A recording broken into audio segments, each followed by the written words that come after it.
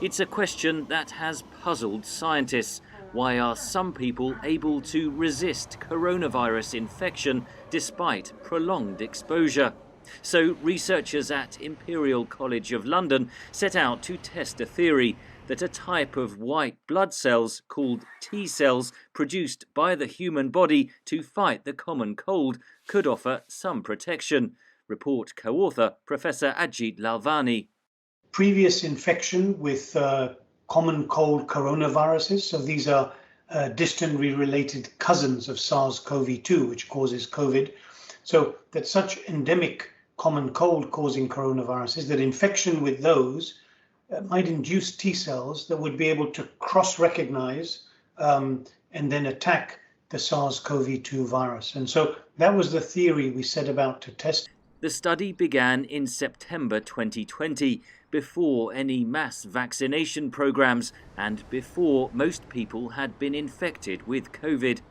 Scientists tested the blood of 52 people who lived in the same household as someone infected with the SARS-CoV-2 virus that causes COVID. Half of those sampled contracted COVID, while half did not. And what we found was that those contacts who had pre-existing T cells that were induced by common cold coronavirus but cross-recognize and attack SARS-CoV-2, people with such T cells didn't get infected. Current vaccines are designed to trigger an immune response that targets the spike proteins on the outside of the coronavirus that are able to mutate and escape immunity.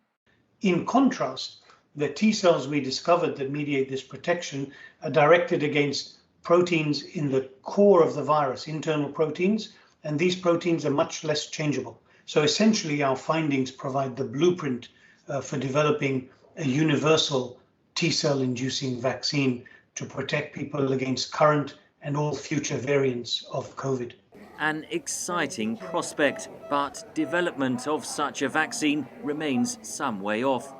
Meanwhile, the report authors emphasise that no one should rely on a common cold infection to provide immunity against COVID, and say vaccination offers the best protection. Henry Ridgwell for VOA News, London.